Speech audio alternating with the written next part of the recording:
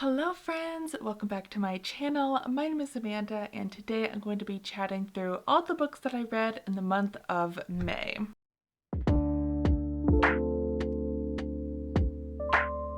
I do apologize for this video being so late. I honestly have just been procrastinating filming it, so we're finally getting around to doing it. But I will say this video is likely to be very short. I have a very small amount of books to talk about, so let's get into it.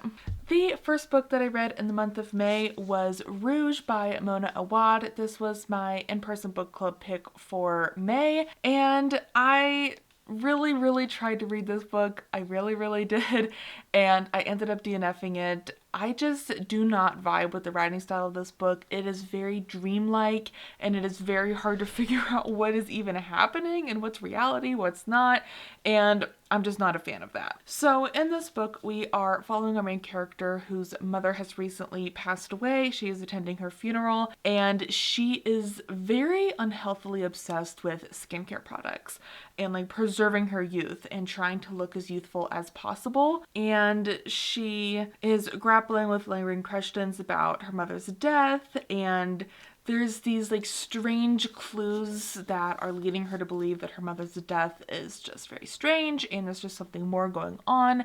So that's kind of where we're going, and she gets like drawn almost like Alice in Wonderland into this really interesting kind of creepy world that her mother was kind of working in, and I don't know. I'm just not a fan of the writing style of this book, and I really tried to give this book a good second chance because I did try to read this for my horror vlog for the Goodreads challenge last year. I couldn't read it then, and I still can't read it now. So this was yet again a DNF, and I'm officially done trying to read this book. Next up, I read Someone You Can Build a Nest In. This was part of the Our Fantasy Bingo challenge that I'm working on, so I read it for that. And I did not like this book. It was very weird. It was very gross and strange and kind of nonsensical in a way. So in this book, we're kind of following this kind of monstrous creature that eats people, and I can't even really remember anything else about it, honestly. It's very forgettable for me. I just remember having a lot of disgust while reading it, just like for the pure descriptions of disgusting things happening, and I really was not a fan. Like, I love horror, don't get me wrong, body horror, any type of horror, I'm here for it, but this one, I just was not liking it, not vibing with it. So I barely read it, like I barely scraped by getting this book done just because I wanted to DNF it so bad, but I believe I gave this one a 2-star, just was not for me. Next up, I read The Adventures of Amina Al-Sarafi by Shannon Chakraborty. I love this book so much. I figured I would because I love this author already, but a seafaring adventure is always a good time for me. So in this book, we follow our main character, Amina Al-Sarafi, who is a retired pirate. Basically, she's in like her 40s or 50s or something. She's definitely an older female main character, which I just love to read about. She has a daughter and she's just living her quiet life when she gets approached to go find this missing girl. She's gonna get paid a decent amount of money, so she decides to take up adventuring once again and go try to seek out this girl. There is just so much fun happening in this book. Like, I know it's like a pirate adventure story. There's definitely a lot of like hard-hitting things happening too, but it was just so fun. Like, it was genuinely a very fun story, and I just loved it. The audiobook was fantastic. There was parts where like it sounded like someone is covering up the mic and like talking to someone else in the background, which was basically Amina talking to the scribe who was writing down her story and like telling him, hey, no, that's not what I said, or can we like take a break, or can we like change that or something? So it just made it feel very authentic and made it feel very much like I was being told a story, which I love. So this was fantastic. I gave it a glowing 4-star review. It didn't quite feel like a 5 to me, so I didn't give it a 5, but we'll definitely be continuing with this. Like, I hope this is just like a never-ending series because there's just so much you could write about in this world, and I'm here for all of it. I was struggling so much with the reading slump this month in May that I just was struggling to read anything, so my tried and true cure for a reading slump is Elsie Silver, it seems. So I decided to pick up A Photo Finish, which is the second book in the Gold Rush Ranch series.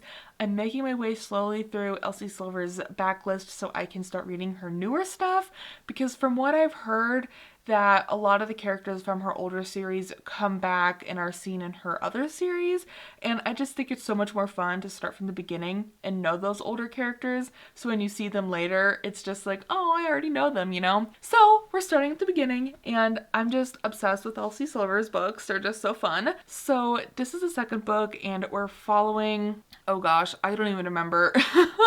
We're following somebody from, oh, I know, we're following the jockey for the first book, and in one of the brothers, Cole, I think his name is. He's like the grumpy one who like nobody thinks is like very nice and stuff. And so we're following them, and it was just amazing. Like, I loved this book so much. I did listen to the audiobook as well, which was amazing. So when we were in, I think it is Violet, when we were in her chapters and Cole would have dialogue, a male narrator would actually narrate his parts, which just added a lot to the story. I really feel like audiobooks should do that more, because it just really makes it feel so real that like it's not like a woman reading his parts. It's like he's reading his own parts, if you know what I mean. Anyways, I just loved that. The audiobook was great. The story was great. I gave it, I think, a 4-star. I loved this one. Cannot wait to continue. The next book, I'm really happy to say, is one of my favorite books of the year so far. It is absolutely incredible. It's truly one of the best debut books I've also ever read. Like, this book just ticked every box for me, and I'm obsessed with it, and I'm trying to get everybody to read it. And that is The Honey Witch by Sydney Shields. I truly love this book so much. It honestly shocks me that this is a debut. Like, this does not read like a debut. It reads like Sydney Shields has been writing books for decades, and I'm just, wow. The writing style, the character work, the plot, and everything.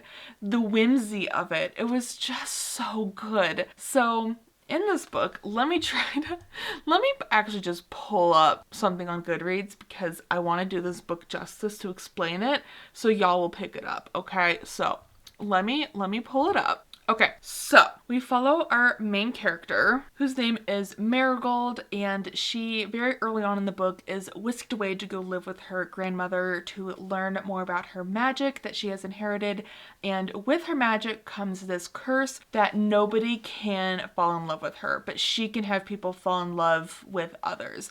So she meets our other main character, Lottie, who is a super grumpy skeptic who does not believe in magic of any kind. They meet by happenstance, and they try to fall in love, and things happen, and it's just so good. Like, oh my gosh, I loved this book so much. Like, I don't think everyone's gonna love it, honestly, but I just think the writing was amazing. The audiobook was so fun, and I just had the best time reading it, honestly. So I gave it 5 stars. It's such a fun read. I just loved it. I don't know how many more times I can say that. I really did. I hope y'all can pick it up and try it at least, because it's just so much fun.